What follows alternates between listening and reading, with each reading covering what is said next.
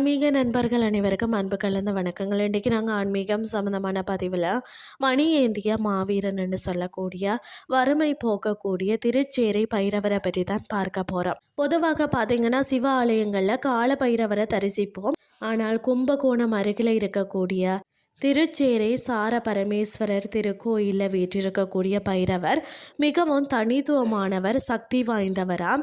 இந்த பைரவரின் சிறப்புகளை நாம் அன்றைக்கு பார்க்கலாம் வாங்க. மணி ஏந்திய அபூர்வ கோலம். இங்குள்ள பைரவர் பார்த்தீங்கன்னா தனது இடது மேல் திருக்கரத்தில் பார்த்தீங்கன்னா சூளம் பொறித்த மணியை ஏந்தி காட்சி அளிக்கிறாராம். இத்தகைய கோலத்தை வேறு எங்கும் காண்பது அரிது. இந்த பைரவரின் மணியோசை நமது கர்ம வினைகளை விரட்டும் என்பது ஐதீகம். அது மட்டும் இல்லாமல் பார்த்தீங்கன்னு சொன்னால் சைவ சமய குறவர்களில் ஒருவரான திருநாவுக்கரசர் அப்பர் இந்த தலத்து பைரவரை போற்றி தனி பதிகம் பாடியுள்ளாராம். நாயன்மார்களால் தனியாக பாடப்பெற்ற பைரவர் மூர்த்திகள் மிக சிலரே அதில் திருச்சேரை பைரவர் முக்கியமானவர்.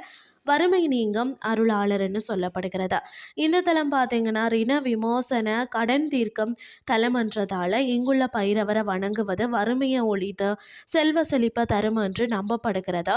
தேய்பிறை அஷ்டமி நாட்களில் இவருக்கு நடைபெறக்கூடிய சிறப்பு பூஜைகள் மிகவும் விசேஷமானவையா. வழிபாட்டு பலன்கள் பார்த்தீங்கன்னா தீராத பயம் நீங்கும், எதிரிகள் தொல்லை ஒழியும், தொழில் மற்றது வியாபாரத்தில் உள்ள தடைகள் விலகும், நீங்கள் கடன் சுமைகளால் வருந்தினாலோ அல்லது வாழ்க்கையில் முன்னேற தடைகள் சந்தித்தாலோ ஒரு முறை திருச்சேரை இந்த மணி ஏந்திய பைரவரை மனமுருகி வேண்டிக் கொள்ளுங்கள். அவர் உங்களுடைய வாழ்க்கையில் மங்கள ஒளியை எழுப்புவார்னு சொல்லி கூறிக்கொண்டு இன்றைய ஆன்மீகம் சார்ந்த பதிவை நிறைவு செய்து கொள்கிறேன். இதே மாதிரி மற்றொரு ஆன்மீகம் சார்ந்த பதிவோடு உங்களை சந்திக்கிறேன். நன்றி.